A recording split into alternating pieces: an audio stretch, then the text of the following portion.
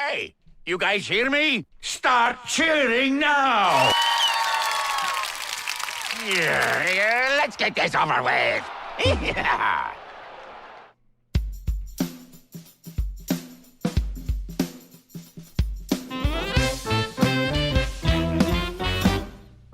Woof woof. Hi, I'm Mike Minotti, and I am a Nintendog. Hi, I'm Jeff Grubb, and I am a Nintendog. And we are the last of the Nintendogs. Today, big Nintendo rumors about Star Fox, Zelda, Metroid, and the Super Mario Galaxy movie reviews are out. They're not good, but they're out. Jeff Grubb, how are you doing? I'm good. I'm still ready to see that movie. Looking forward to it. I think if I was like in Dan's shoes, like he was talking today, he might not go and see it in the theaters. I could see skipping it and just waiting for it to come home. But with the kids, really good excuse to go out, have everyone watch it, have a good time. I do expect this to end up pretty similar to a lot of the like Disney and Pixar sequels recently, where maybe they make a lot of money, but just aren't as good as the original and pretty forgettable. And to be fair, that's what I've been expecting from that movie. Yeah, I mean, it's been pretty clear from the ads that the strategy for this sequel isn't like we're gonna like tell a more intimate story, maybe something a bit more interesting or personal. It's gonna be we're gonna throw a lot of shit at this. We're gonna There's a lot of characters and a lot of references.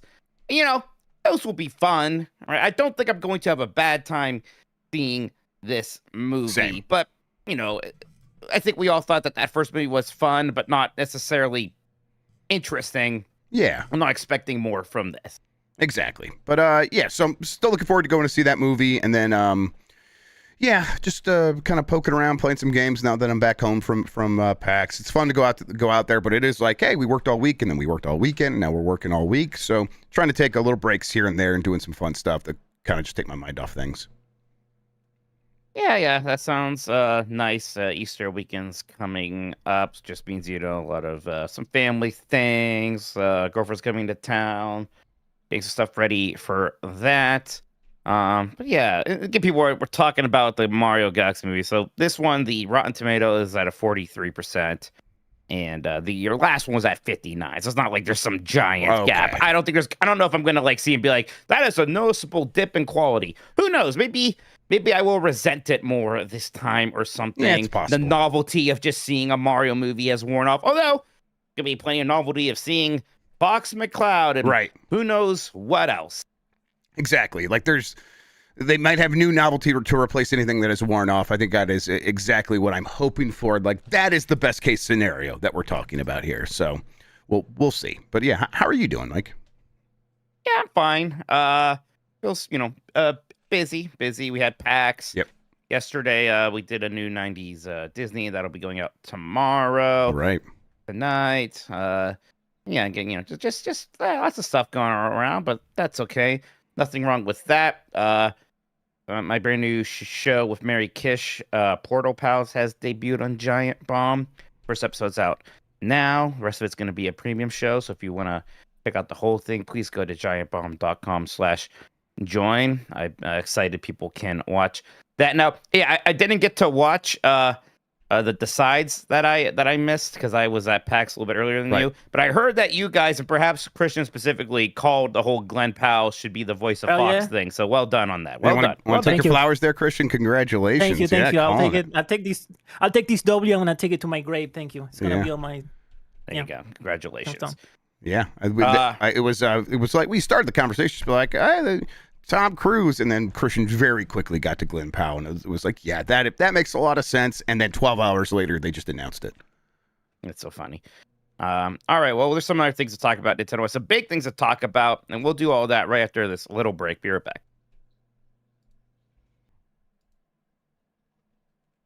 All right, we're back, and Jeff, some Nintendo rumors popping off in the two big ones here, and these are kind of being spoken of by some people that are pretty reliable, like Nate the Hate. I think Special Nick has commented on it. VGC, all talking about Nintendo's plans for a couple of games related to Fox McCloud showing up in the Mario Galaxy movie, a new Star Fox game is supposedly coming out this year. Is going to be in the classic Star Fox kind of on-rail style with some multiplayer components. So there's that. Star Fox back from the dead for the first time since Star Fox Zero was a Wii U game.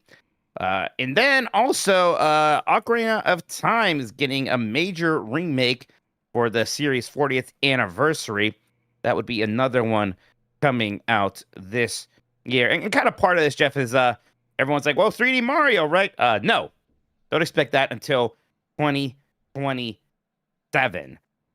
Jeff, how are you feeling about the accuracy of these reports? Yeah, for these handful here, Mario next year, Zelda remake, Ocarina of Time remake this year, and Star Fox soonish this summer. All of that sounds right to me. I believe all of it. Yeah, I think, how long do we go before Nintendo confirms a lot of this stuff?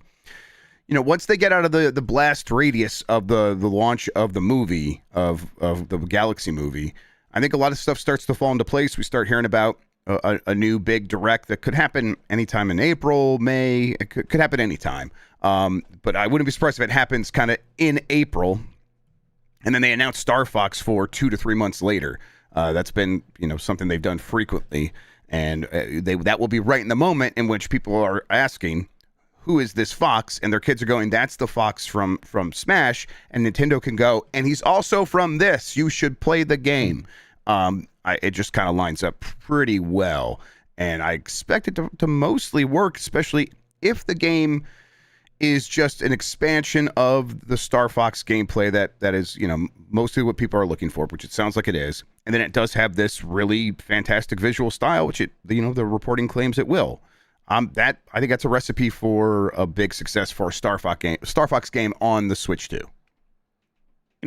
For a lot of kind of Nintendo games, people are like, well, what's the Mario game to coincide with the Mario movie? Like, there's 10 of them that you can buy for your Switch or Switch 2. Yep. Star Fox is kind of the one thing that, through timing and kind of just the situation with the last game, there's just not been a single Star Fox game released for the Switch or Switch 2. The closest you got is NSO stuff, which obviously doesn't count. Even, we talk about how Metroid, like, how much respect, blah, blah, blah, does that get? We had 3 Metroid games come out for Switch and Switch 2, right? And, even Donkey Kong, before we got the big new Donkey Kong game, well, Tropical Freeze and Returns came out. So, all these other franchises of at least a certain notoriety have showed up on the Switch in one way or another, except for Star Fox. And Nintendo is in a position where they can make a Star Fox game, and it doesn't necessarily have to be just a $300 million production like it would have to be for so many other people. Like, what are you expecting from a new Star Fox game? What does that mean? More traditional? You think it's basically going to feel like Star Fox 64? Is there going to be more to it than that? Yeah, I think it's going to, like, the core will be Star Fox 64, and there will certainly be on rails shooter levels where the camera's on rails and free range mode. Don't forget about free range mode. Then there will be free range mode, and I expect them to have like a bunch of gimmicks, like the Landstalker.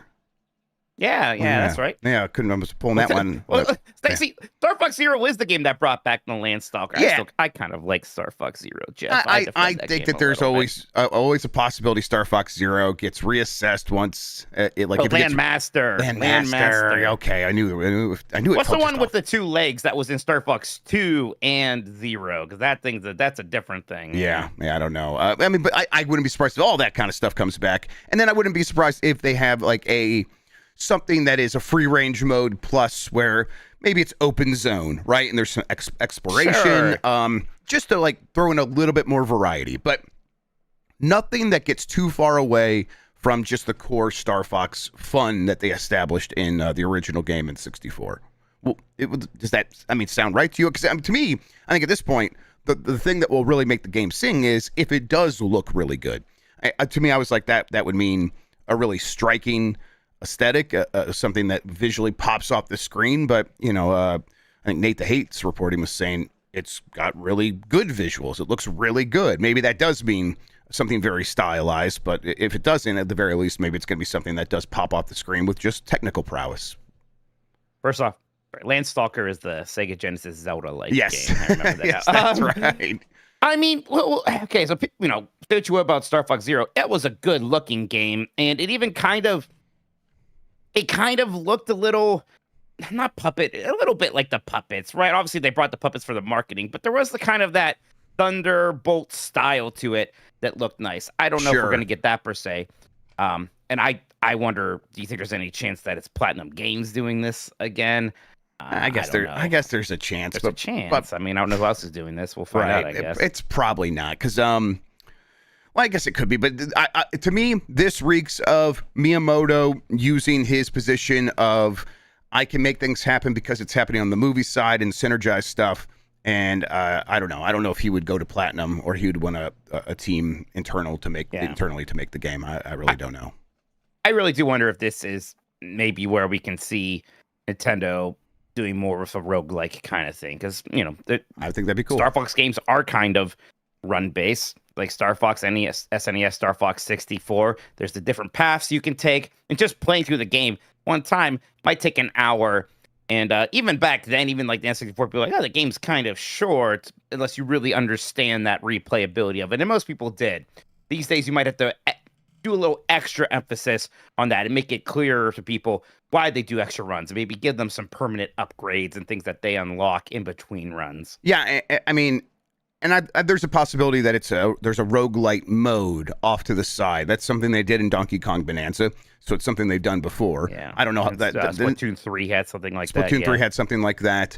Apparently Star Fox 2, which I never played a ton of, the game that never came out, has some like roguelite-ness to it. Yeah, it's just another thing where it's like, each playthrough that game's not that long, but things just kind of change each time you play it. Yeah. And then I think that it wouldn't be such a bad idea to have a campaign that people can just say, hey, I played the game and I beat it because I played through the campaign. But you beat it. And then, yes, but you beat it. But then at the same time, there's just this, okay, now there's the other mode, and you can call it endless or whatever, and people can play that, and that's where all this roguelite stuff lives. And if you're going to be someone who plays it over and over again, go in there because you'll get even more out of the game. I would really welcome that. An Ocarina of Time remake. I mean, what do you think that this is? Kind of like a pretty simple remake, some nice graphics, or do you think this is very much a big deal? You think this is like the fall game, even, right? Like Ocarina of Time remade, reimagined, maybe. What kind of production can people expect here?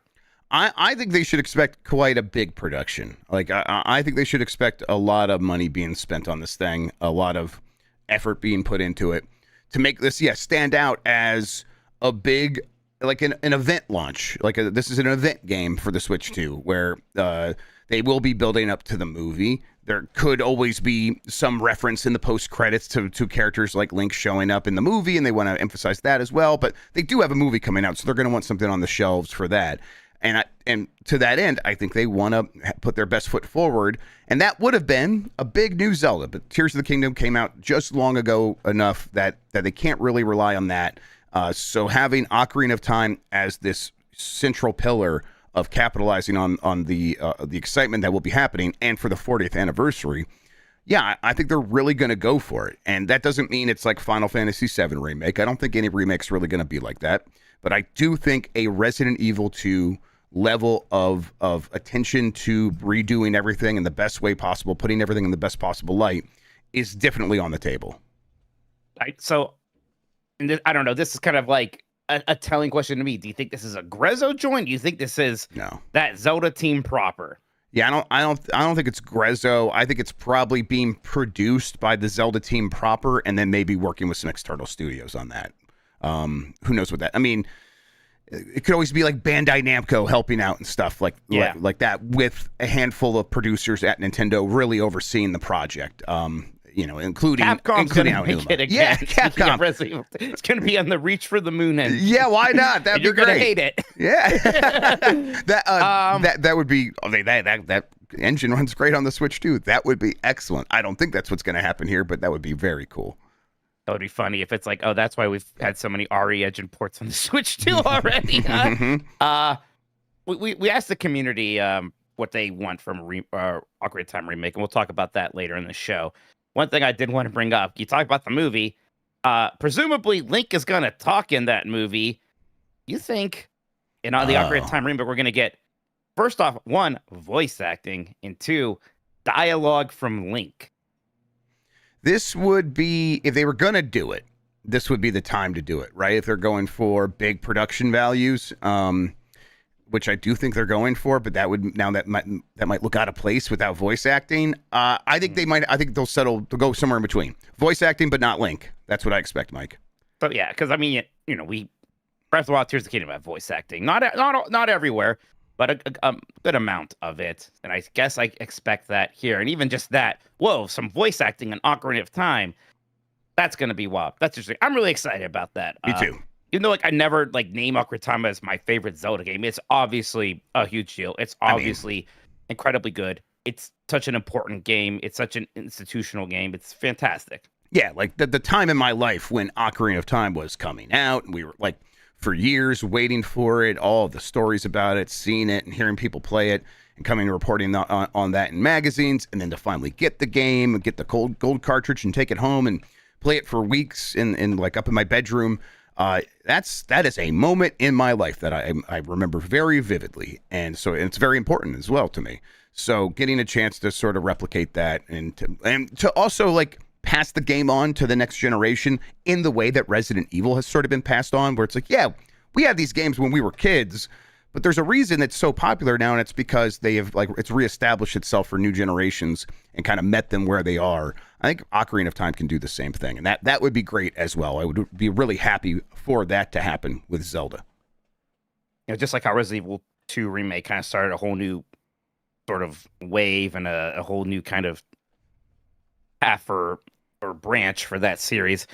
I wonder if this is going to lead to a Majora's Mask remake, and then it's funny that we're probably getting this Ocarina of Time remake before Wind Waker HD, but maybe by the time they do get around to Wind Waker again, it's going to be so long removed from that HD version that it's going to be more of a thing. Maybe even a world where we are talking about things like, we can add a couple more dungeons in there, things like that. Maybe that's why they were so okay with just throwing Wind Waker in NSO, because that's not the plan anymore. It's just to spruce up that HD version from the Wii U. Yeah, I think that Nintendo is feeling a little bit burned from the long development cycle for Tears of the Kingdom, a game that sold very, very well, but that doesn't mean that the next game's going to work. And if it takes 8 years or whatever, there's time for Zelda to sort of get forgotten. And they've said they want to have something Zelda every year. But the thing that really moves the needle for them now are the big new Zeldas. And if there's any franchise that can sort of replicate what Resident Evil has done with new games and remakes to keep everything fresh and keep everything in the front of people's minds, it is Zelda. You can remake a lot of those games. Now, let's hope they're good. Obviously, that's what we have to take that as a given here when we have that conversation. There's always the chance that these things feel very soulless and bad, but I think Nintendo knows that they need to get these right, because they can do very well if they do get things right. Speaking of classic Nintendo games getting remakes, kind of the other branch of these rumors, and this is sort of this is kind of coming from elsewhere. From is this Malo or Malo 932? I don't know, but it's a commenter that had all that previous stuff in the comment, and so everyone's taking the other stuff they're saying in that same comment as maybe this is true as well. And this is the rumor that Mercury Steam, alongside with working on presumably Metroid 6, the sequel to Metroid Dread, which is part of this, is the studio that made Metroid Dread, and before that they made Metroid Samus Returns, which was the remake of Metroid 2. They're also working on a Super Metroid remake, which would apparently, be more of a pixel art style, which that would be my first fear, Jeff, is that I don't want Super Metroid looking like Metroid. As much as I like the way Metroid Dread looks, I don't want Super Metroid looking like that. Agreed. So they're remaking Super Metroid, pixel art style. This one I'm a bit more skeptical of, both in terms of I believe it and in terms of how much I want that. Although obviously there's room for a Super Metroid remake. I don't need it, but we've heard from enough people who think that game feels a little awkward to them. Even though I love the way it feels, that sure there could be something there, and that could open it up for a whole new group of people. But I'm gonna like put on my Walter White face here a bit and say tread carefully. Yeah, I 'Cause, boy, agree. that is, I mean, hey, it's the same thing with Ocarina of Time, but we are talking about two of the most prestigious, greatest Nintendo games, video games in general. I mean, Ocarina of Time, of literally all the time. highest reviewed game ever on Metacritic. It is still number Right. 1. Yes. And Super Metroid brought up all the time, including by us as the best video game ever. Yep. So that's, well, I mean, what do you want from a Super Metroid? I guess I just, you can maybe ease up the controls, especially, the big thing for a lot of people is having to push the select button to go through the different missile stuff. You fix that. I don't want the wall jumping to be easier, but I don't guarantee either. they're going to have to do that. So that's going to happen, and that's okay. Whatever. I That's can always go back fine. and play the original. That's, yes, Right. exactly. But I would agree don't with want you. like a lot of story sequences added to it. I No. don't. Right. You can add an assist mode for sure. You can add the kind of like, hey, the game's going to tell you where to go next as an option. That's fine. I Yep. don't care about that. I could just play without it. But God, Super Metroid. Oof. Yeah, real quick, someone in chat was saying that the rumors got jumbled together, and this remake would not be from Mercury Steam. Only Metroid 6 Oh. would be. So, Oh, I'm That's- sorry. I misunderstood. no, yeah, me that. too. I've been saying that all day. I am not sure what to expect. Like, let's assume it's makes true. sense. We don't know if it's true. I'm skeptical like you are, but let's assume it's true for the sake of conversation. And in that case, hearing that it's going to have pixel art, it's okay. So what are they going to do? Because Nintendo, I can't think of a lot of examples of them remaking a game and still keeping it in pixel art style. I can't think of much of anything they've done in a pixel art style in a very long time. The closest thing is Cadence of Hyrule, which was an indie game they published. But yeah, they don't necessarily make pixel games now and consider that a modern thing. They do it. It's because it's, Nintendo World Championship or something like that. Yeah. So I hope that's true. People are saying Zero Mission, but that was 20 years ago. That's right. Yeah, right. Like since the 25 years since ago. the 3DS era, right? I feel like the DS is the last time we're getting pixel games from Nintendo, or even Pokemon went 3D starting to 3DS. Yeah. So there's a lot of possibilities there. People are saying hand-drawn art, like something very, very slick Yeah. looking. That would be cool. HD 2D. F099. That's a good shout. That Yeah. is actually them Wow, good using point. pixels again. That's a Okay. good shout there, Antonioni. I would not hate it if it just looked like Super Metroid, but widescreen, a little crisper, HD, Yeah. I guess. Maybe that's what I would go for. that'd be That'd awesome. be great. Yeah, it'd be great. Maybe a little bit more detail, like in the backgrounds or whatever. But I don't want Super Mario All-Starsification of it. So if you're gonna start adding stuff, you probably should kind of do a little bit more. I wouldn't hate HD 2Ds. I don't want it exactly like the HD 2D games. I want Right, them it to be can have very that judicious. element. But it can have that element. I don't know. I'm just imagining this game getting announced and seeing it for the first time, and I just hope it immediately. I look at it and the first frame is like, I get it. They got it. We're gonna get the thing we wanted. This is beautiful. And I just feel like it's such a narrow window of them getting it right, because this is so easy to mess up. As you said, tread carefully. Metroid 6 is more of just a kind of a. I'll give that a lot of grace, and just I'm excited immediately for it. I like Metroid Dread a lot. Me too. You just have that team make the next one, and presumably maybe we'll get to play around with some of the powers that we saw at the end of Metroid 5 as part of this game. You do an interesting new setting. Let's get a better soundtrack this time. That's one area we can improve on pretty quickly. But yeah, I'm just, sign me up. I'm all for that. Same for here. Sure. Also, just a little note here. No surprise, but hey, the Mario Galaxy movie does have post-credit scenes, everybody. So if you're going to see it, stick around. Yeah, people are saying that those are are probably worth it. If you're going to go see the movie, you should probably see those.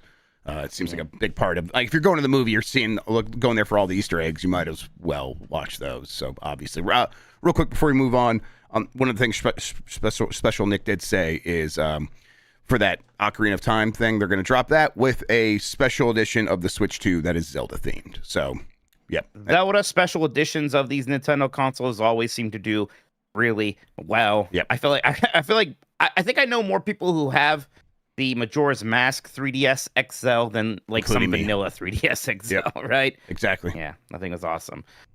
So even part of me is like, oh, maybe I could sell my current Switch 2 and get the Zelda looking one, because that'd be pretty. So, if Ocarina of Time thing, that'll like have like those three emblems you get in the beginning, and I'll have the It could be Triforce. a lot of gold elements on it. Yeah, I'm with Marino. Yeah, it could, Sucker what for if it was gold like handhelds. Yeah. What if it was like kind of blue, like it looked like Ocarina of Time, like Ocarina of Time blue with some gold accents, and Master Sword too. Yeah, lots of things that you like can do. The blue and that. gold of like Zelda's dress or something like that. Yeah. Yeah. I bet that was that'll sell some Switch 2s for sure. Last thing here, kind of related in the Nintendo spirit, but apparently there's reports that Disney wants to buy Epic Games. Disney has already invested $1.5 billion in Epic for them to create kind of this weird connected Disney universe inside there, a metaverse of sorts, if you will. We've been seeing tons of Disney characters and properties showing up before night, like The Simpsons, even Hercules recently, things like that. Disney has a new CEO, Josh D'Amaro, who apparently wasn't so hot on that Sora AI. That's the reporting, yeah. Right. Which, a good eye there, I suppose, but is enthusiastic about this. And hey, we've seen Epic do things like lay off 1,000 people, which sure would make them more attractive for an acquisition. Streamlined for acquisition. Yes, exactly. Yeah. Disney has already bought so many things, usually driven by IP. Yes. Getting that law that was shoring up for Disney Plus at the time. This is more about getting into a field that they have traditionally had a very hard time cracking, video games. And here's a company with the biggest video game in the world, and they also make the most popular video game engine in the world.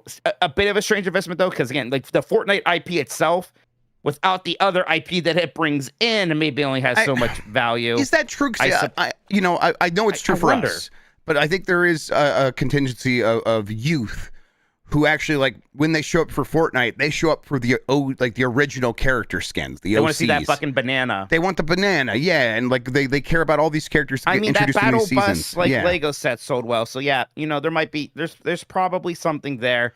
I guess this is just investors talking. I don't know what Disney do that. People talk about like a Fortnite land and the Disney parks. Yeah, that's weird. And it could happen, but I'm like, what is that? What does that mean? Are we you could do it. You could make a ride. Yeah, where but you're I imagine that launching and no one. I don't think anyone, not anyone, but it's not at its height. It's not at its height, and it just feels like it would be kind of sad at this point. You don't get how much the kids loves those Fortnite characters. No, the Fortnite. That's definitely part of it. Like Brie Larson and fucking The Rock and those characters there. They're very popular.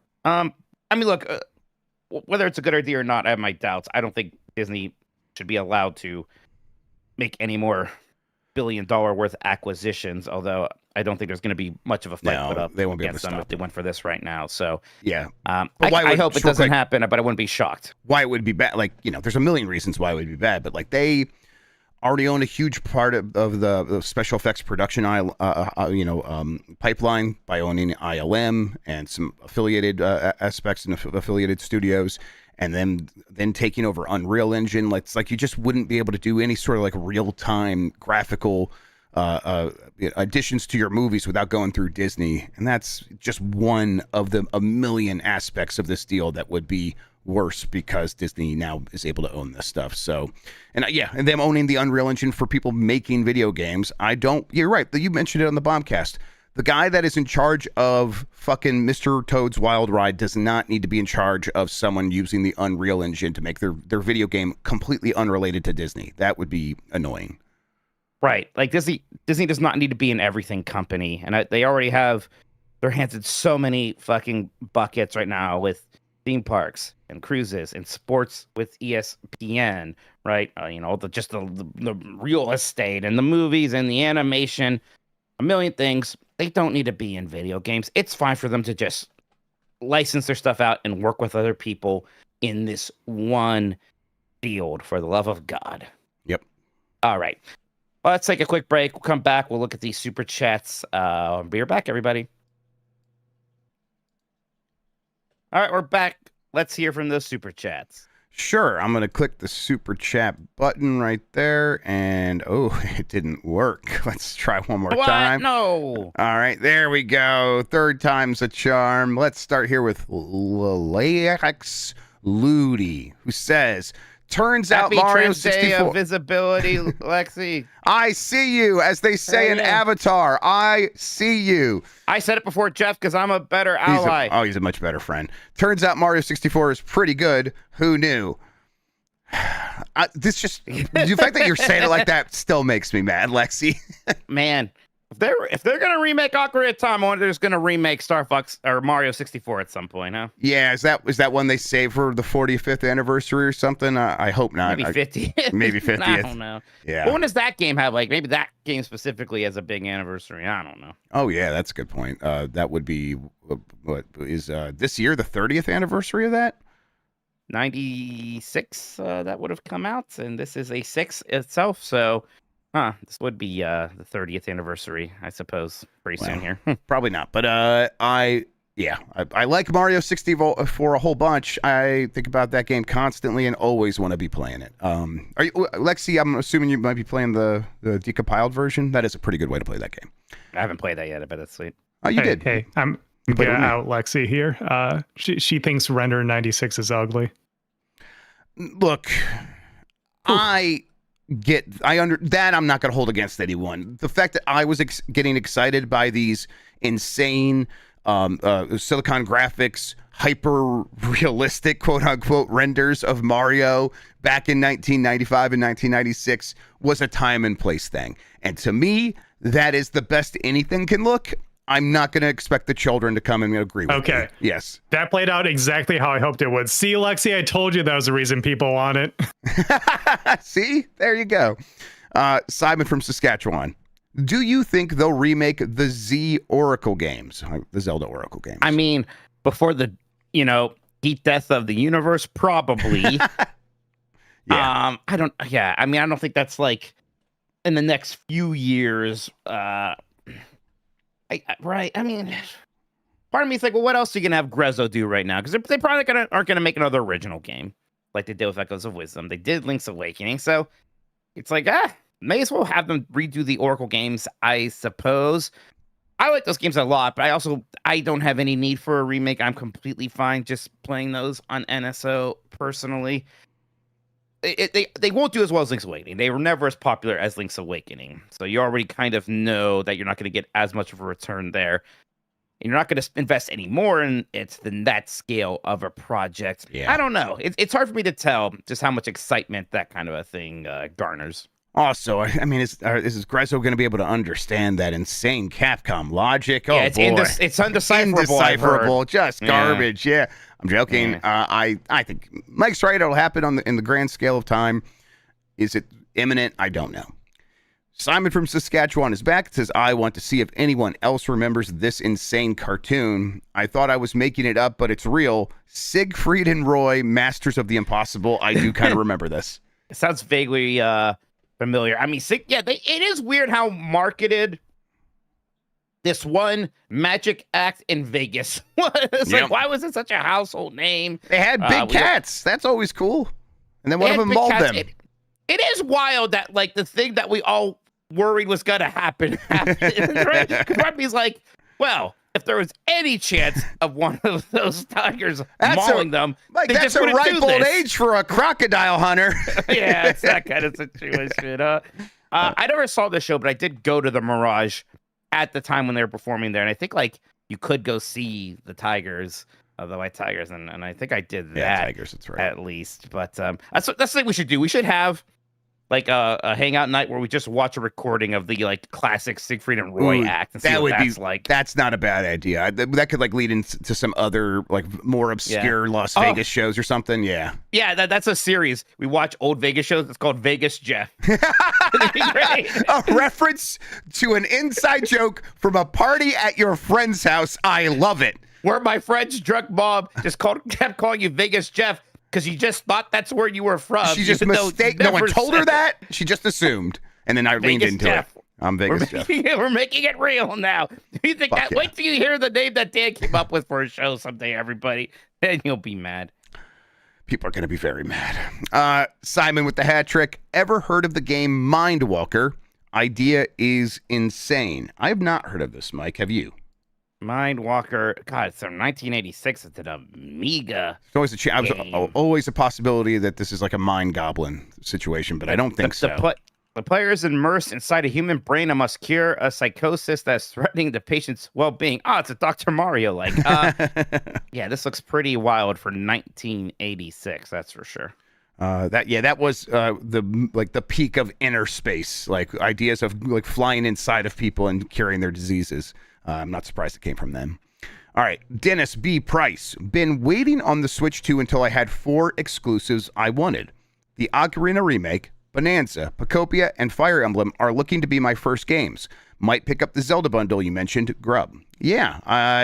Now, don't assume that that's going to be bundled with the game.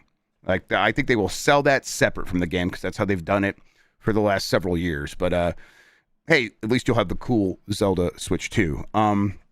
A lot of people do this, Mike, or maybe not a lot of people, but I know several people who wait until they have like a certain threshold of games that they know they want for a system, then they purchase it. Of course, that's more harrowing now than it has been in the past. Yeah, you have to worry about the price increase.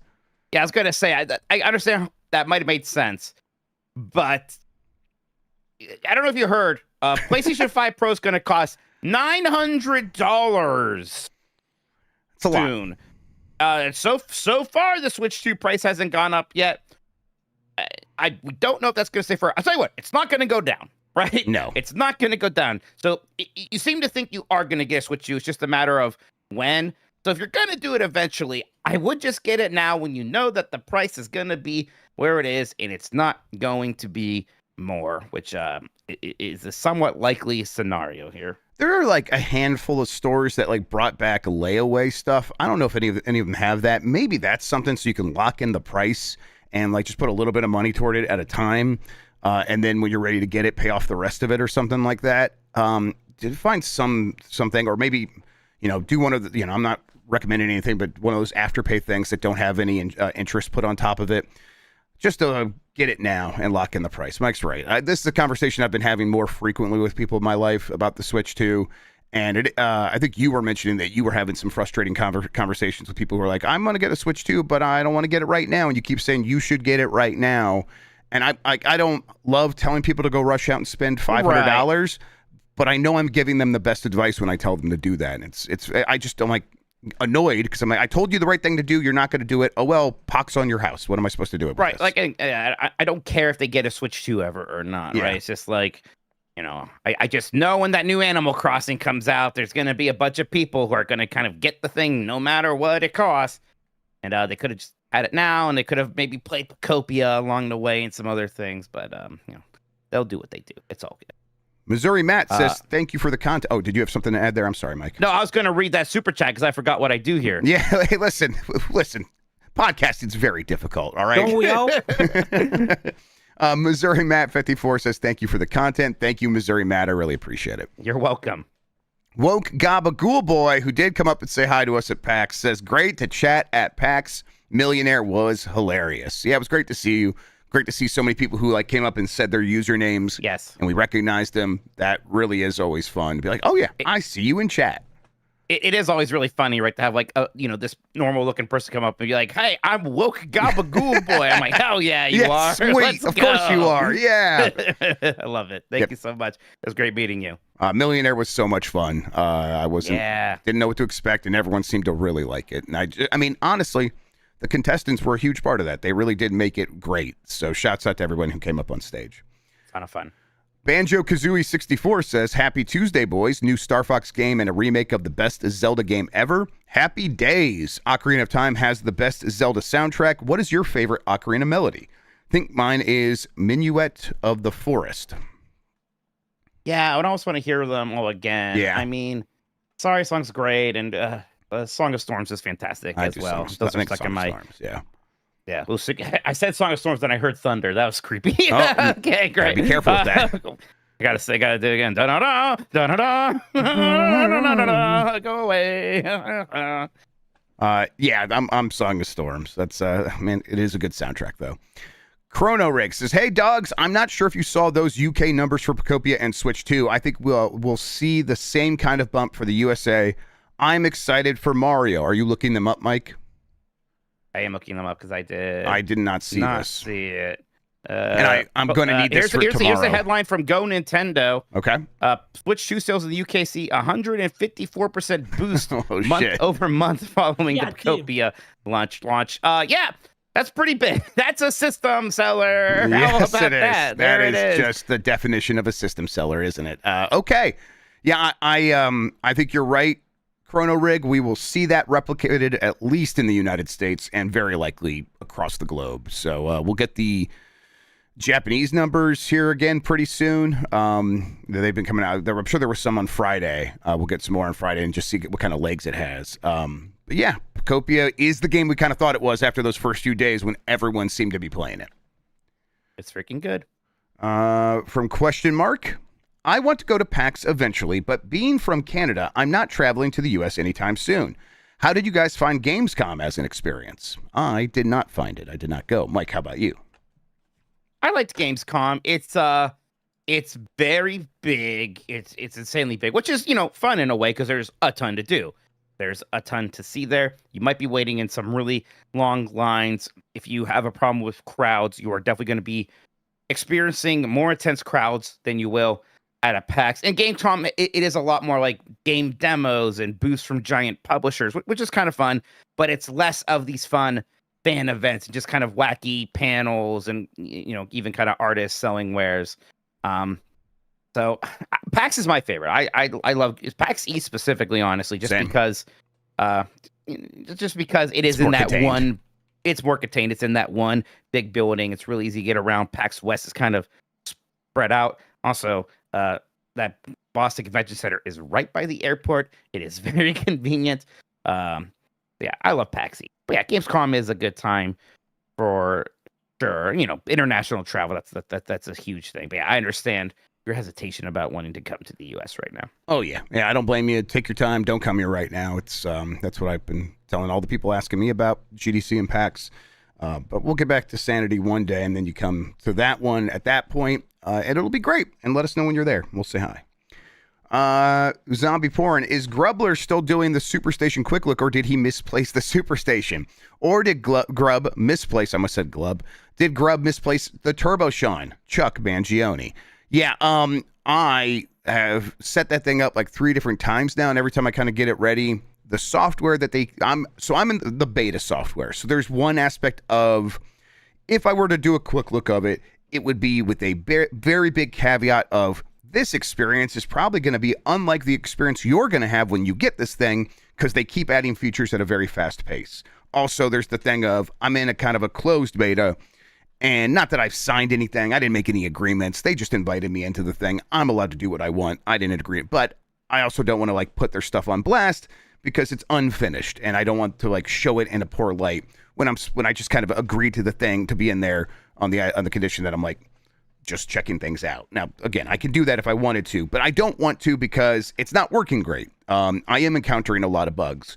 It's my PlayStation games are there one day, they're gone the next, and so I'm just reporting those bugs on the GitHub, and I'm kind of waiting for the next update. And if that comes through and works just fine, then I'll go from there. When I don't use that, this is the software layer on top of the Mister stuff. When I just use it as a Mister, boy, it's great, but it's a Mister, so it's very familiar, and not a lot new there, other than the fact that as a self-contained unit that has all of these extra ports on it, which you can add to other Misters, but here it's and it just has the PlayStation snack adapters for the PlayStation controllers right on the front, and there's a memory card port for PlayStation memory cards right on the front, and then it has all the extra stuff if you want to plug it into a CRT and an HDMI port at the same time. It has all of that as well, so it's really great as a beefed up Mister that doesn't cost as much, but that it isn't going to make for a great quick look yet. So kind of just in a holding pattern with that thing, waiting for the next update. All right, let's see here, and I did find my Thor, everybody. So Where was it? What do you mean? Well, in my house. You couldn't find it for weeks. It was in my house. So I must have been really hidden.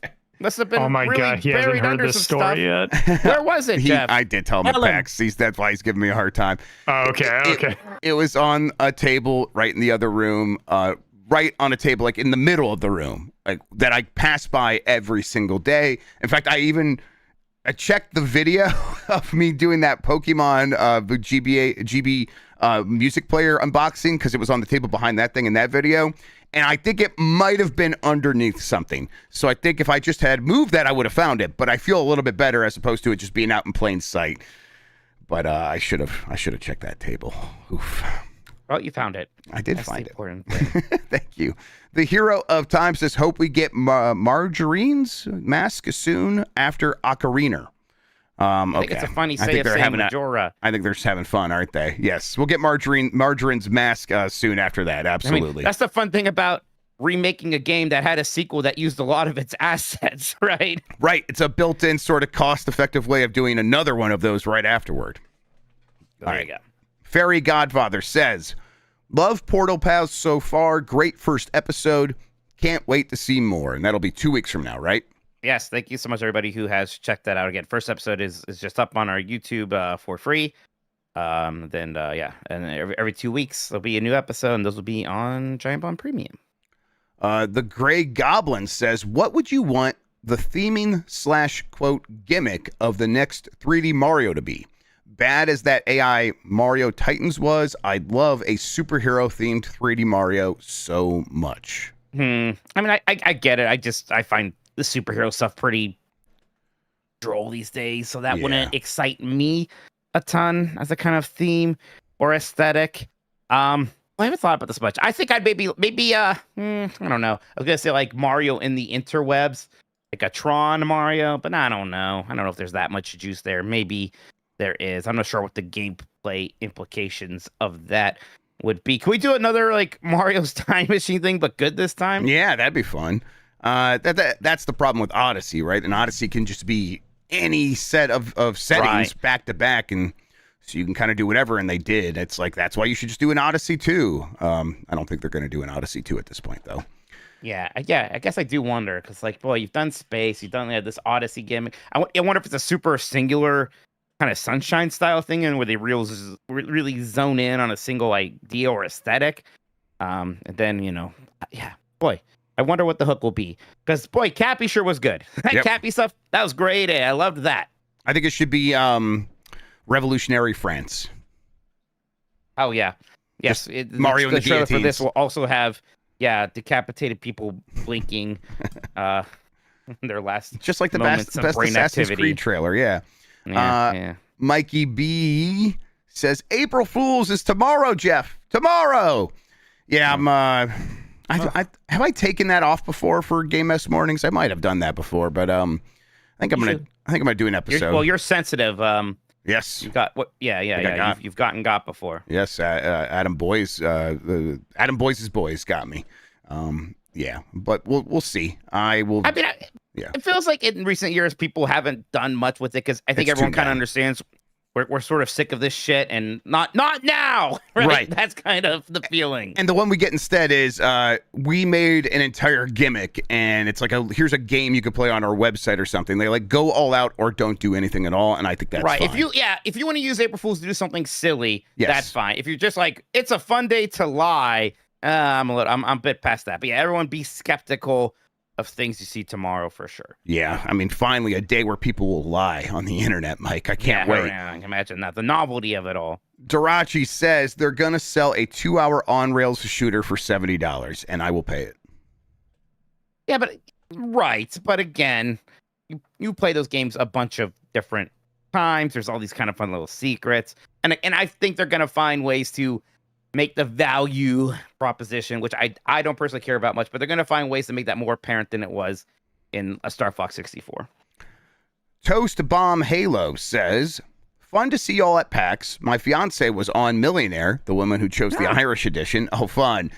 She suggested a blight to Mike. You've been warned. Do you remember what it is? Oh, yes, she did. Yes, she did. Although part of me almost wants to do it more as like, oh, this is the run thing. Oh, really? Okay. Yeah, I wrote it down. I wrote the note down. I gotta look into it though. So yeah, I'm gonna give that a peek-see at some point here. Yeah, I definitely got a few recommendations myself. I have to do research as well. Although we're not at any risk of needing to pick anyone else's Blight Club game anytime soon with Space Ace, being Dan's No, current yours problem. is next. Yeah, yours is next. I'm And fine. I gotta have a different idea for you. We'll All see. right. Plufim says, do they bring Crystal back? Yeah, I wonder because even in Zero, it was like Crystal's not here. Peppy is just in the crew again. Because Crystal was in Adventures, and then she was a part of the crew in Assault, and she was there for a command mission or whatever the DS was. She's been gone since then. I tell you what, I think this is make or break for her. If she doesn't show up in this one, it's going to seem like Crystal is kind of just a relic of the past. Yeah, and I honestly kind of see it going that way. Yep. I mean, I think, you want to have a crew there, and you start picking, you got to have Falco, and you probably have Peppy, and then, you just bring back. And you need Slippy, even though we don't like him. I don't like Slippy, but I'll be mad if he's not there. That's right. Exactly. That's the energy I hope to bring to everything. Antonioni says Star Fox is exciting. I can see them using the game chat camera for Star Fox styled player portraits. That's fun, especially in the online multiplayer. Yeah, they should literally use it and say, "Okay, we're gonna take a picture of your mouth open and your mouth closed." Holy shit, Mike! That is so good. A PNG tuber. Let's do it. Come on. Maybe let us wear scouters or design our faces. Right? Yeah, that'd be fun. And they would like if you're doing that online, obviously it would only work with your friends because they don't want to just be in matchmaking. But okay, I would accept that. That would be great. All right. Does June seem right for the next direct? June at the latest is what I would think. Though, like, maybe if the Star Fox thing's going to get announced sooner rather than later, there might be one not too long after this movie finally comes out. Oh, yeah. And then it's going to be like, all right, the movie's out. We got to talk about some games again soon. That's what I think. So I kind of expect it before June. I would not be shocked if we have one in April. Yep. I'm like, by the end of this month, as we are coming out of this movie launch, I think exactly what you said. It's time to talk about games. That's the sense I get, but we'll see. Chrono Rig. Hey, dogs. Star Fox multiplayer would be perfect for game chat. Oh, did I just read this one? Cool. Oh, no, this is different. Hey, dogs. Christian. Did I not finish it? Christian called Glim Powell lol. Is that what I didn't say before? Yes, there we go. It's true. DK or DXK65 says if Ocarina is at the end or is at the level of remake that RE2 and 4 were, that could be pretty good. Make the smart changes, but maintain what makes the original great. Yeah, I mean that's going to be the crux of the whole thing, right? Yeah, and there's a part of me that's like, boy, I wonder if it's going to be even as remixed as those examples are, right? Maybe not quite as much as that. And then I'm like, what am I talking like Silent Hill 2, which I don't know. There's such a gradient now, and it's kind of a pointless exercise to try to pinpoint exactly what the parallel is here. But I think it's going to be more ambitious than, say, the 3DS one was, which was like a slight graphical update and then quality of life things. And we'll get those, but I think it's just going to be more extensive than that. Yeah, I just think they're going to want to do things like make Kokiri Field more robust and larger, and so there'll just be more going on there, and it might be a little bit bigger. And if they do that, they're going to make some more edits, and then that one thing leads to another. And I wouldn't be surprised if that kind of has reverberations throughout the entire game, and they start making edits across the entire game.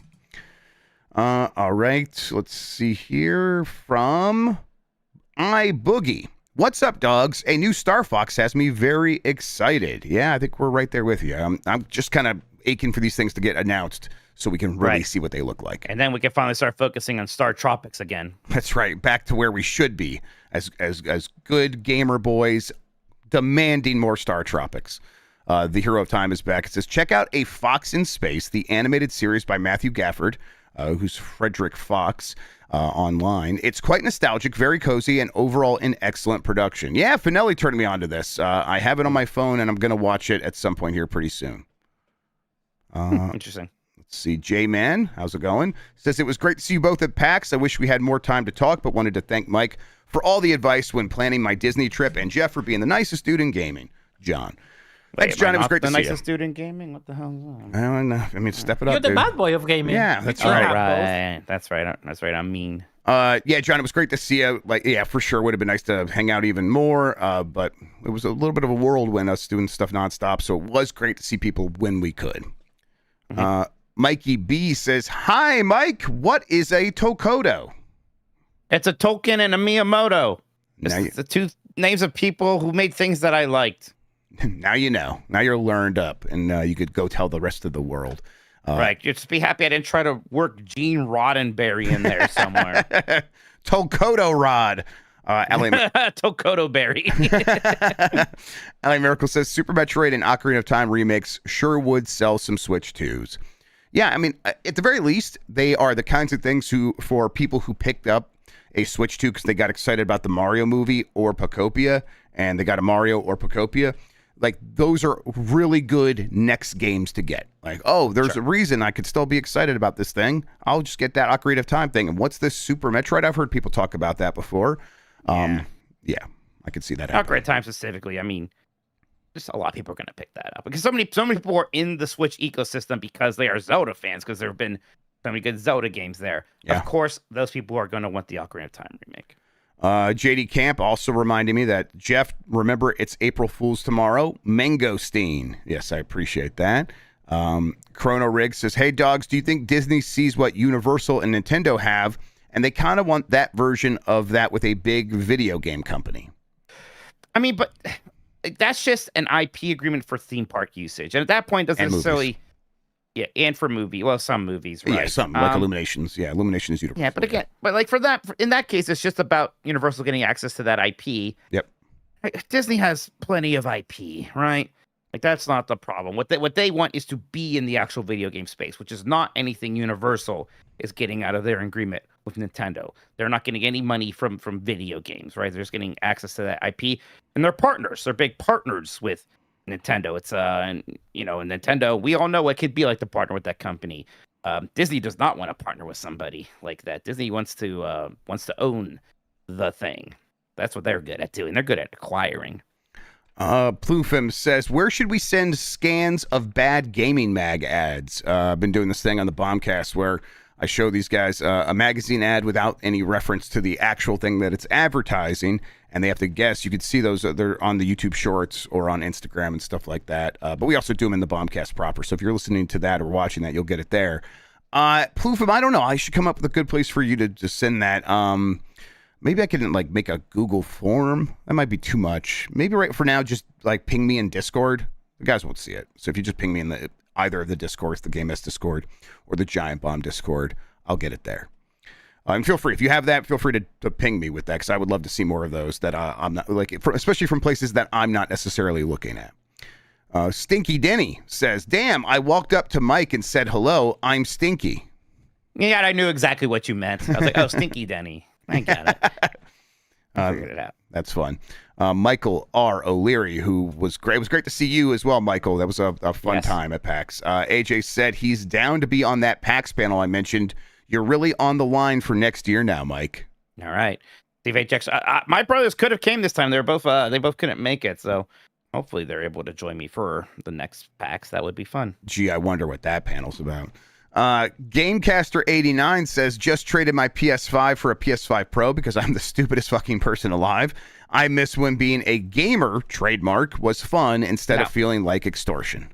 Look, you'd be the stupidest person alive if you did it like when this price increase. Yes, a week from now. This is not like, I get it. There's a part of me like, even though like a week ago I was feeling a little bit of FOMO not having a Pro. And I'm like, never mind. That's definitely not happening. Whatever. I had the chance to buy a PlayStation 5 Pro like when I was traveling. How was like, much was it? US $600, the cheapest one. And then I was like, the regular one and the Pro was like the price, like the without like the, what was it? Is $815 or I don't know. It was cheap. I don't remember. It was cheap. It was the price that they asked for the MSRP or whatever the fuck. So I was like, oh, but it's too much. Like, for like custom might get me, and I had to pay the taxes. Right, if customs got you, it'd be way more, right? Yeah, and I was like, never mind, I'm not gonna do it. And then now, like a week later, it's like it's gonna go up So it's So you you're kind of fucked. missed your opportunity. Oh, that's I missed fun. the opportunity. Yeah, it's like whatever. Nintendogs says Nate the Hate specifically said June for the next big direct as part of his podcast. He said Star Fox would just show up on Twitter Nintendo Today. Oh wow, okay, so that's why it's like that could still happen by June, and then all right. So if Star Fox is separate from the next direct, then yeah, the next direct could happen a little bit later. Yeah, then it's weird because like at that point I would expect you don't expect Fire Emblem before June. Then we know we got Yoshi. Tomodachi Life is happening in the meantime. So I could see that making some sense. Yep. And then that Star Fox Nintendo Today /Twitter /YouTube announcement could really happen any minute. Like it could happen any minute or it could be weeks away. But we'll see. Antonioni back again says the Super Metroid rumor also mentioned a new Star Fox Adventures and a new Wario Land FYI. Man. Okay, I haven't heard that before. I mean, Wario Land, that makes some sense. We've already had plenty of WarioWare games recently. What do we mean a new Star Fox Adventures? They're not going to make a new one of those.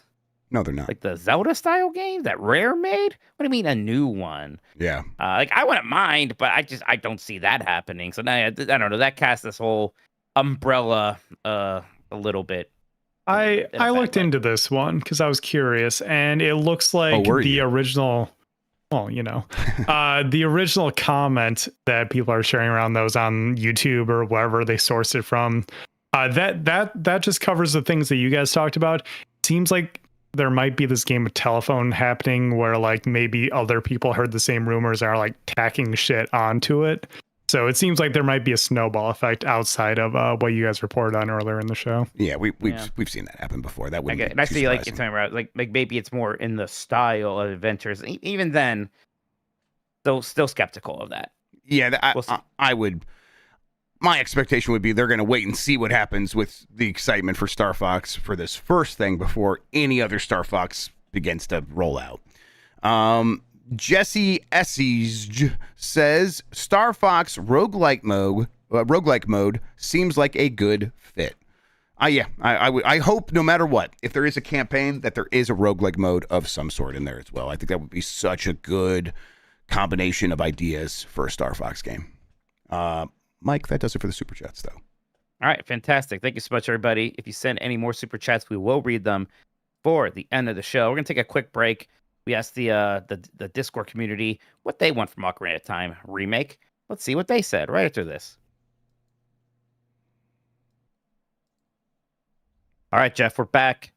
We've asked our podcast producers what do they want in an Ocarina of Time remake. I guess let me ask you. I mean, what exactly are you looking for in such a thing? Yeah, I mean, I break because it's like I really don't want it to look like Nintendo hired this man. I don't want it to look like Unreal Engine demos. Yeah, right. I know what you mean. So it's like, what do I want? Do I want it to look like the Breath of the Wild engine? I don't know if I want that either. It's hard to say. I think I would want them to lean towards stylization. But Ocarina of Time wasn't that at the time. It was just trying to do the best it could, like best visuals it could possibly produce on the N64. I guess I just want it to look lush, and I want it to look like the world has had a lot of attention to detail, and that it feels like living and alive. And then in terms of the gameplay improvements, like obviously just quality of life stuff across the board. Make everything like you have a lot more buttons. Use all those buttons in the smartest way possible. I don't need things like a dedicated jump button. It could still have the auto jump, things like that. But in terms of making changes to the way the game's structured or functions, honestly, I think I just want a little bit more. Not even like, double the size of the game. I'm talking like 15 to 20% more here or there, where it's like just maybe flesh out a few things and make it feel like, 30 years have passed since this game have come out. We've learned a lot. Let's just apply a couple of those tricks and make it feel a little bit more modern. And I bet that goes a long way for a game like this. But it's really hard to say exactly what I want. I want Nintendo to figure that out and just show me and do a really good job. Yeah, what I don't want them to turn into some giant open world game. As much as I like Breath of the Wild, I don't need Ocarina of Time to suddenly be Breath of the Wild. I think it would be nice if the dungeons especially weren't 1-to-1. It'd be nice if I win those dungeons. Yeah. And my kind of old knowledge actually wasn't that useful, right? So that part kind of feels fresh again. But yeah, I know what you mean. It's kind of like, show me what you got, I guess, because it seems like a hard job. I'm glad it's not my job. Yep, but, exactly. Let's see what the community says here. Joyzy says, honestly, I think Ocarina 3D is fine as is. Yeah, that's like Ocarina of Time on the 3DS. It's a very good playing game still. Sure. Not according to Dom Phrase, who says thumbs down to that. Fair enough. Lenny Cool Dick Denver says, mouse mode for aiming seems obvious, although the gyro and Ocarina of Time 3D made the shooting gallery very easy already. I think just give me gyro is fine. Look, if I didn't use the mouse mode stuff for Metroid Prime 4, I think I have to just admit I'm never going to use it for anything. Yeah, I mean, I've used it in Pocopia a little bit, and that's nice. I haven't done that. Yeah, but I did it like on a plane a little bit, and it actually was very handy. But yeah, I don't know. I'm not going to use it in Zelda. I'm sure about that. Villain Max says multiverse. Gross. Eva Jenna says when Link gets stuck in time, you should have Sheik adventures. See what she's up to, gather intel, whatever. Just have stuff that either justifies their moveset for Smash or inspires the next Smash. And after a handful of Sheik minions, you re-pick up with Link in the future. So, okay, so we have like separate ways, but with Sheik instead of Ada Wong. Right. Sheik's Fury. Yeah, there was like a spin-off on the side here. And honestly, I could see Nintendo likes doing stuff like that. Wouldn't be shocked if something like that is in this game. Tommy Pencil says, make Zelda the horse. Very interesting. Tan says, make me dock the Switch and pull it out to pull out the Master Sword. Okay, hell yeah. I like this. That's really fun. Stinky says, go full Breath of the Wild and remake it from the ground up and put standalone Ocarina 3D on Switch 2/NSO. Yeah, I mean, I tell you what, with them doing this, we're not getting that 3DS version of the game on Switch. This is definitely going to be the avenue here. And, you know, we could be all really overestimating how much of a remake this is. This may just be a slightly nicer looking version of Ocarina of Time. Yeah, it's worth pointing that out. Without the 3D. Exactly. We could be working ourselves into a shoot with this one for sure. Yeah. James Pye says an actual Ocarina bundled in. Boy, I think Etsy would shut down if Nintendo made their own Ocarina, right? That has to be like a top 10 selling item on Etsy is Ocarina of Time replicas. I'm sure it is. Slane says, oh God, it's Tingle. Oh, you can't insert Tingle retroactively into Ocarina of Time, or can you? Man, if you hide them well enough, you could do anything. Always Be Clothing says, bring back gold carts somehow. Man, if there was one game you were going to do it for, right? Yes, I think they will, yeah. There is something about, even like compared to, I mean, yeah, it was good on NES also, but something about that Ocarina of Time gold cart in the Nintendo 64, it just looks classy, Jeff. It's so what nice. A way to beat, it's kind of like Babe Ruth pointing the back, calling a shot, right? Mm-hmm. If you put your cartridge in gold, that game better be good. Yep. And they got it right the first time with The Legend of Zelda, and then they did it again for Ocarina of Time after A Link to the Past. That's ballsy stuff. And honestly, it didn't even work for me as much when, for the cover of Wind Waker, they kind of just put that gold like cover, like color overlay over it. Sure, yeah. I was like, no, not the same. Do that for yeah. Laurel says voice characters, including Link. Again, I agree with you, Jeff. Where I still think it's unlikely, but it's more likely than ever. Yes, more likely than ever is right. Dreamy Madden says, an option where you can freely make any song with the ocarina. Let us make an ocarina cover of Bundle of Nerves, Nintendo. You can do a lot of stuff with that ocarina, but it'd be interesting to see if they extrapolate that or expand that a bit more. Yeah, I like when I occasionally will get like an Instagram reel of someone just wailing on the guitar in Last of Us Part 2, and I think that is very cool, and I hope they do that here. Input name here has this character. I don't remember. I mean, I assume some kind of shopkeeper. See, look, everybody, I'm not that bad. I don't even recognize this character. All right, see, I'm okay. I recognize this character more from there's a like a social media account that just takes a bunch of characters and like from Zelda and N64 games and puts them into like I'm assuming Gary's mod or something, and then just has Incubus or Korn or other bands from that time playing music while Link, who looks like he's dressed up like John Cena, walks around all cool like in a bowling alley. This character shows up in those all the time, and I recognize this character looks more. like kind of reminds me of the girl who sings that song about being cold, alone, and naked on the floor. You know that thing? Yeah, right. Natalie Imbruglia? I think so. That might not be right. All things God, I'm torn. Yeah. A little shame. This is how I feel. I'm cold and I'm ashamed, lying naked on the floor. Yeah. Matt says a reimagining of Hyrule Field that works for modern games. Like a bit. I don't want too much here. I don't need Hyrule Field to be gigantic. Not gigantic, yes. I think just more, and that does not mean bigger necessarily. Yeah. Hyrule Field was already pretty cool. Yep. And I get like today that's going to maybe feel kind of small to your modern gamer, I suppose, but I don't want it to be burned huge and I don't know, either filled with nonsense or just kind of feeling empty. Ali Merkel says, except it'll be Navi speaking. It's that talking flower again, damn it. I wonder what he'll say. He'll probably say something terrible. It is interesting because we have voice acting. They're going to give Navi a voice, and I hope it's not going to sound like she does have a voice. We hear Navi speaking in the 64 game, but I don't want to hear that voice speaking full sentences, right? Sure. Yeah. That can be right. How do you do that? I don't know. That's delicate. That's delicate. Yeah, I think you might just have to give Navi a bit more of a normal voice. Yeah, that's probably. Going to get grating fast. It could just be Julia Roberts from a Hook. Sure.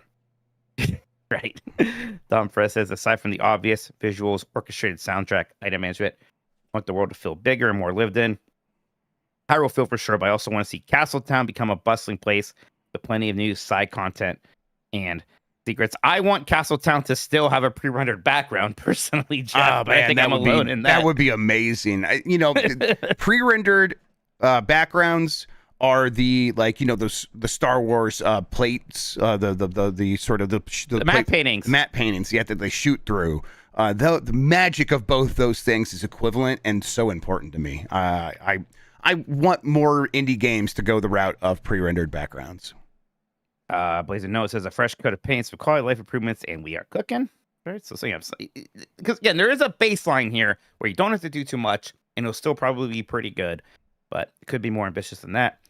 Folk says not necessarily the physicsy stuff from Breath of the Wild, but having that same kind of world feeling of it being lived in, having people all over the place, instead of just being in the handful of town areas and separate load zones would be neat. Yeah, like seeing like people kind of like other people traversing Hyrule Field, that would be fine. That would be neat. Right, people going from the castle town to make deals at Lon Ranch or whatever it's called. Yeah, that would be neat. Big Tony has a picture of Chris Pratt. Then people have written out here in emotes, Tupa. That's pretty good. Pretty good. Yeah, I like that quite a bit. Dean Boeing says track ball support. Of course, why not? Then Darachi says, I want the game to end with Link staring directly into camera and saying, now to go to Termina and be in an even better game than this. So, that seems very likely. Sure, yeah. I want them to explain the diverging timelines as they happen in the game. And then a QR code flashes on the screen so I can buy Hyrule Historia. Yeah, they just have like an actor show up in a bathtub and like, all right, now I'm going to explain the hero's dead timeline. Yeah. The hero failed, yeah. And that actor is also going to be freaking Barbie, whatever her name was. Right. Oh, yes. Margot Robbie? Yeah, Margot Robbie. That's it. I've been watching some of the promotional stuff for the Mario movie, and it is very funny, like, to have Chris Pratt there with Brie Larson, because Brie Larson's obviously played a lot of video games, and Chris Pratt will, like, try to engage with her about this, like, to, like, keep the banter going, and he's like, you ever play Switch 2? And she's like, yeah, of course. And it's very funny. It's very funny. I'm like, oh. Hell yeah. Just tell her about the Tupas, Chris. Just stick to what you know. Hell yeah. Incredible. I love it. All right. Thank you so much again to our podcast producers. You could be a podcast producer if you go to our Patreon, patreon.com/GameMess. We'll take one more break here, everybody. We'll wrap things up. See you in a bit. See you in a minute. A bit in a minute. See you in a minute. All right, Jeff, we're back. April Fool's has dropped already. including one from the Pragmata account, which says Pragmata is a Mega Man game ? April Fools. What is this about? Let's take a look at this, Jeff. Well, if it's a What is this, question Jeff? and it says April Fools, all right, I guess we'll have to see. What is the April Fools here? I'm going to click play. You should be able to hear it. Oh. This is the Mega Man 2 credits. Oh, my God.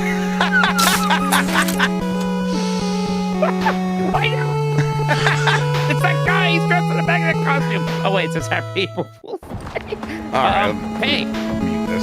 There we go. I bet I'm going to be able to unlock that costume or buy it in this game at least. I think that seems very, very likely now. Yeah, that's really fun. I'm glad they got in on the joke. That makes this whole thing feel like it had a happy conclusion for everybody.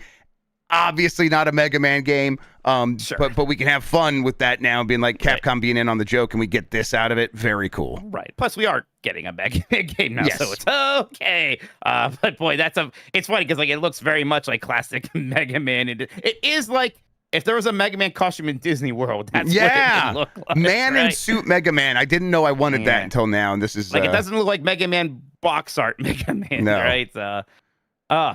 Beautiful. Okay. Well done, Capcom. I'm excited for Pragmata coming out April 17th, I think. Me too. Definitely the next big game that's like, I will make sure to have that right away and play through the whole thing as soon as I can. Sorry. Sorry, go ahead, I just want to say this game got a like a Capcom, call it like their own IP scheme before Street Fighter 6. This has been running for like 20 years now. I was just gonna say that. Fuck you, Capcom. Hey Jeff, you been playing anything on your Nintendos? Yeah, I should talk about that Junk Runners 64 again here. So this is a new Nintendo 64 game that one of these N64 development wizards has created recently. This is someone who like dedicates their life to doing cool things with the N64 specifically. It is just kind of staggering how well it works, because to lay it down, it is an open world the size of Skyrim. The map is equivalent to the size of Skyrim, and it does not have the major faults that you have with any game that has any sort of draw distance issues on the N64, where it's just crazy with fog, or the pop-in is so terrible that it looks like a joke.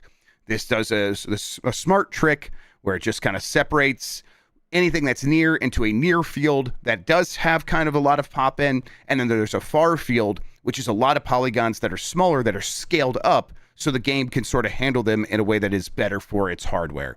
The N64 was kind of revolutionary for having this Z buffer thing that could tell where things were in the distance. That thing fails pretty quickly as things get further away, and this technique specifically addresses that weakness and does so in a way that makes the game look really good, and it's got this great sense of speed.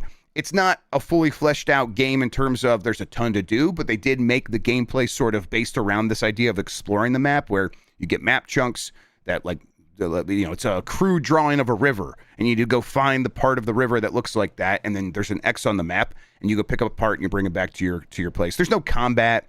It's just exploring, but it is kind of mind-blowing to go put this on my EverDrive, pop that into the Analog 3D or into my actual N64, and get this kind of performance and these kind of visuals on that console, and be like, they could have done this had they known about it way back in 1996. And that is kind of amazing.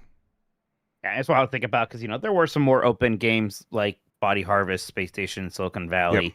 Yep. We know how a lot of those work. They're kind of, lots of fog. Graphics don't look that good.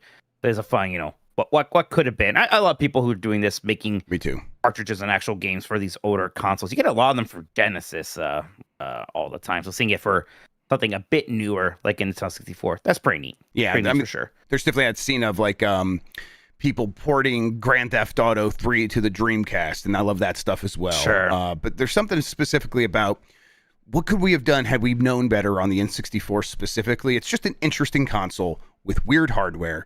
And it's like shockingly good in a lot of ways, and it was shockingly bad at predicting what it was going to need to be for 3D video gaming. and people being like, you know what, there's ways around that, and these engineers coming in and just coming up with those ideas. It's kind of astonishing. This guy who's doing this, he's been working on a long-term N64 project and plans to incorporate all these things that he's learned doing these smaller game jam projects, which is what this is, into that final bigger N64 game. And now that's super on my radar because I just am so impressed by this. So people could you can get this on GitHub. Just, search for Junk Runners, find the GitHub.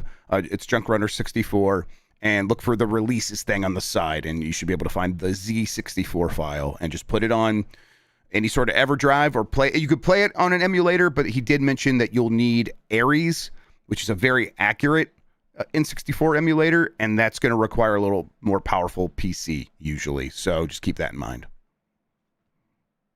I've been playing Ender Lilies, which is how's that going? Metroidvania. I'm liking it. I'm not loving it. Yeah, that's where I was at. Yeah, I think like the moving around feels good. The combat feels really good. I like that it's a bit Order of Ecclesia, and that you get these kind of monster abilities. And unlike it being a rare drop rate thing, every enemy in the game has a kind of boss version that you can find. It's good because it encourages the exploration. You find the boss version, you kill that, then you unlock that ability. You can equip, like 3 of these at a time, right? So you have like your basic attack, and you can also I have this person who does like a giant ball and chain, and another one that's more of a projectile. I also push the R button to switch to a different loadout. So I have different things. So even though like you basically have a limited amount of use of these moves every time you rest, but you have so many of them, you can use switch between the loadouts that you have plenty of them.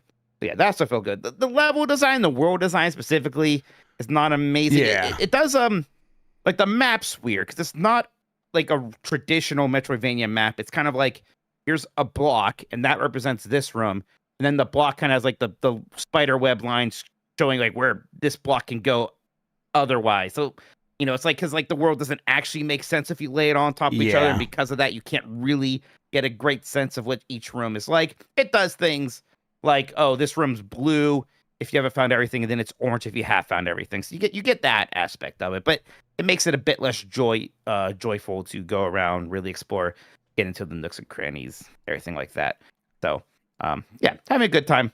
Not a great time, but it was on sale really cheap, and so is the sequel, Ender Magnolia. I just picked that up as well because I can see myself wanting to play through that at some point. Yeah, and I think Ender Magnolia is very similar, but I think might address some of those issues. I could see that. Yeah. I do remember kind of having a similar sort of reason for bouncing off of Ender Magnolia, however you say it. Ender Lily. Yeah. The combat though is even better in the next one. So yeah. Cool. I like the game. Looks great. I think it's a little bit of like that kind of dour or dark thing, but looks nice. Not a ton of enemy variety per se. That's like a little problem. I don't know if it's a huge one. But yeah, I'm happy enough to keep going for now. Yep. All right, Jeff, want to wrap up the super chats? Yeah, let me see. Here's just a couple more, but let me go ahead and click the button and get over there. Let's see here from Chris Pratt Wahoo. Don't listen to the woke critics and see for yourself the awesomeness that is the Mario Galaxy movie. That's all the time I've got. I got to go back to defeat Brother Brain from Super Metroid on my PS2. Oh, Chris. Hell yeah. You go enjoy yourself, buddy. Go get him, Chris. Go get that Brother Brain. Zombie Porin says, did Mike see that new Pragmata video on socials? I think he might have. Yeah, thank you for the heads up. That did turn me onto it. So thank you, Zombie. That was pretty fun. That's right. That's the kind of April Fools that I right. They just straight up said April Fools, which was always part of the joke. Is you yell April Fools at the person. So yeah. T-Bucket 2370 says, if anything, Fox in the Super Mario Galaxy movie motivated me to beat Star Fox 64 for the first time. Hey, that game is pretty dang good. Try to get to all the other levels too. It's hiding so much cool stuff. A good game, man. Good game. Yeah, that's one that's been decompiled. So, it looks really nice. And I should install the decompiled version on my Steam Deck or something. Breaking news from Wario 64. Apparently, Shift Up bought the Shinji Mikami studio. Huh. Okay. Shift Up is the lady, right? What's the game? Stellar Blade. Thank you, Stellar Blade. Okay. That means they should have money to make the games they want to make, right? I don't see much problem with this. I mean, other than a lot of these acquisitions of this stripe recently have led to those studios then immediately being abandoned, but that was like Nexon and stuff, right? Or is it Nexon or NetEase? One of those. I think it was NetEase, actually. I don't think that's going to happen here. They definitely seem to really like those kinds of games, and I bet they just wanted to work with Mikami. I hope this works out well for everyone involved. All right. Mike, that does for the Super Chats, yeah. All right. Fantastic. I think we're done here. Which is great because I'm feeling nauseous for some reason. I'm gonna go. I definitely was like rough earlier this evening, and I was kind of tired coming into the show. And then but once we get started, it's always like, this is fine. I like doing this, so I felt better. But I'm gonna go sleep. I'm gonna go get. I've not caught up since PAX, honestly. We had some late nights. Yeah. Maybe something like that. I don't know. Yeah. So bed sounds good. Bed. Sleep. Play some more Ender Lilies. Watch. I found a new Disney YouTube channel. That like goes into real weird, like really in the weeds about like how they bought property and why this infrastructure thing happened. It's called I love that. The Mouselets. Okay. Like an outlet, but it's a mouselet. Oh.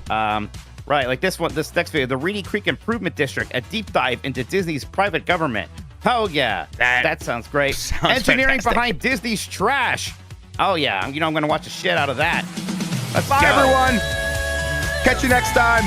I am literally interested in Disney's garbage. Not even trying to beat the allegations, embracing the allegations. I said they shouldn't get epic. I'm against that. I shouldn't yell so much when I don't feel well. Makes it worse, apparently. Watch Portal Pals. Damn it. Jesse Patelli on Game This Morning tomorrow. Bye, everyone. Oh, I need to skeet.